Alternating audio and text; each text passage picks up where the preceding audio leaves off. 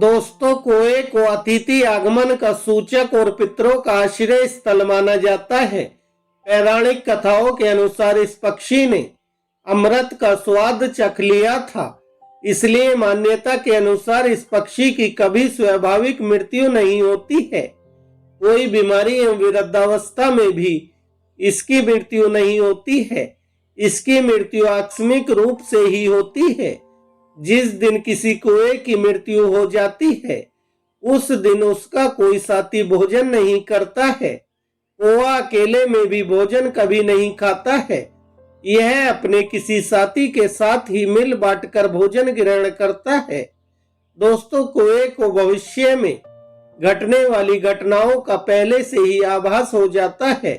श्राद्ध पक्ष में कोओं का बहुत महत्व माना गया है।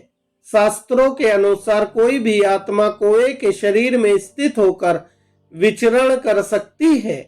भादो माह के 16 दिन यानी श्राद्ध पक्ष में कोआ हर घर की छत का मेहमान बनता है। कोए एवं पीपल को प्रतीक माना जाता है। विष्णु पुराण के अनुसार इन दिनों में भक्ति और विनम्रता से कोए को खाना खिलाकर और पीपल को पानी पिलाकर पितरों को तृप्त किया जाता है। शनि को प्रसन्न करने के लिए भी कोए को भोजन खिलाया जाता है। घर की मुंडेर पर या पश्चिम दिशा में कोआ बोले तो मेहमान जरूर आते हैं।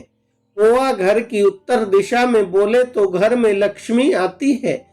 कोआ घर की पूर्व दिशा में बोले तो शुभ समाचार आता है, जबकि यदि कोआ घर की दक्षिण दिशा में बोले तो बुरा समाचार आता है। दोस्तों, हिंदू धर्म के अनुसार कोए जीवित और मृत लोगों की दुनिया के बीच की कड़ी है। ऐसा कहा जाता है कि पितर कोए के रूप में जीवित लोगों के पास आते हैं।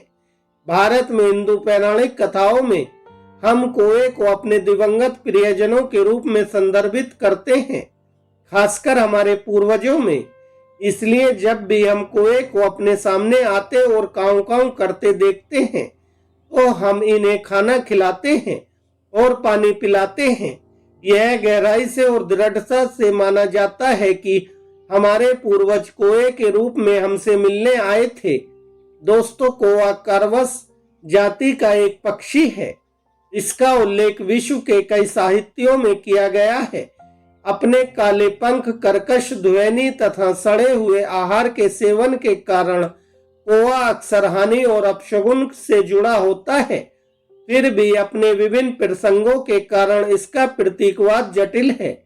ऐसा माना जाता है कि बात करने वाले पक्षी के रूप में कोआ भविष्यवाणी और अंतर्दृष्टि का भी प्रतिनिधित्व करता है।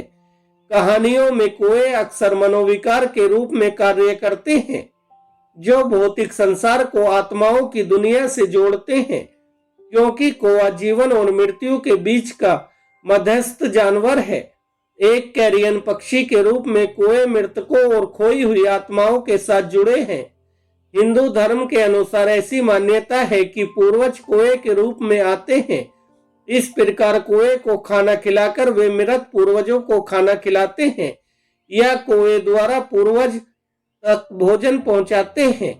कोए द्वारा अपने पूर्वजों को भोजन कराने की यह प्रथा श्राद्ध कहलाती है, जिसे हिंदू पौराणिक कथाओं में धार्मिक अनुष्ठानों में से एक माना जाता है तथा इसका उल्लेख लक्ष्मण शास्त्र में भी किया गया है। अन्य सिद्धांतों के अनुसार कोए के स्थान पर वानरों को पूर्वजों के लिए संदर्भित किया जाता है। नवीनतम मान्यता के अनुसार कोए ही एकमात्र ऐसे पक्षी हैं जो पितृलोक के लिए एक संदेशवाहक के रूप में संचार का काम कर सकते हैं। धार्मिक मान्यता के अनुसार नेपाल के लोग दिवाली त्योहार के पहले दिन कोए की पूजा करते हैं तथा पूरा दिन उत्सव मनाते हैं। इस दिन किए जाने वाले अनुष्ठानों को नेपालियों में काग पूजा या काग पर्व के नाम से जाना जाता है। वीडियो को पूरा देखने के लिए धन्यवाद दोस्तों।